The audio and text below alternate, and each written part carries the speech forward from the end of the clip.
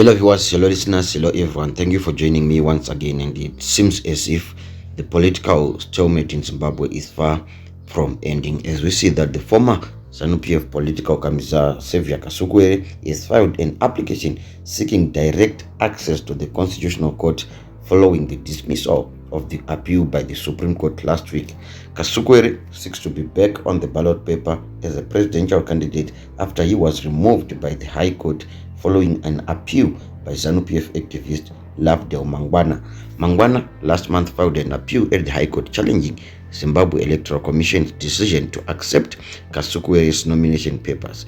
He argued that Kasukuwere ceased to be a registered voter at law, having spent over 18 months out of the country. High Court Judge David Makonda upheld Mangwana's application, prompting Kasukuwere to appeal at the Supreme Court, where his application was thrown out for lack of merit. Aggrieved, Kasukuwere has taken up the matter to the Constitutional Court, where he is seeking direct access. The matter is yet to be set down for hearing, and in his application, Kasukuwere says he never ceased to be a Zimbabwean, adding that a constitutional matter has arisen after the Supreme Court dismissed his appeal. He also insisted that the High Court had jurisdiction to hear Mangwana's application. My constitutional rights, as enshrined in Section 67 of the Constitution, were shredded and infected by the Supreme Court in all respects. In fact, the Supreme Court rendered a patently wrong judgment that constitutes an abdication of its judicial function, which it must perform judicially and in a non-capricious manner.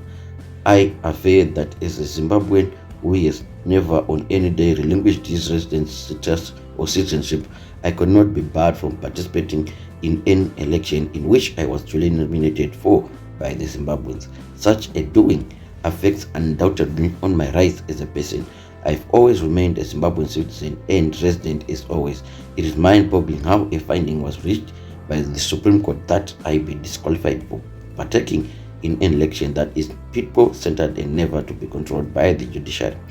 It is a violation of my political right to participate in an election and eventually hold office if elected. My disqualification by the High Court, as confirmed by the Supreme Court, cuts across this without any justa causa of doing so, unquote. Kasukuwere said he must therefore be given audience by the Constitutional Court by granting his application for direct access. Critically, there is no order directing the second respondent to remove my name from the voters' roll. As such, my name has been retained on the voters' roll. On that account, the order that I cannot participate in the election is not underpinned by anything. Kasukuwere said it was evident that the High Court had effectively taken over SEC's mandate to run elections.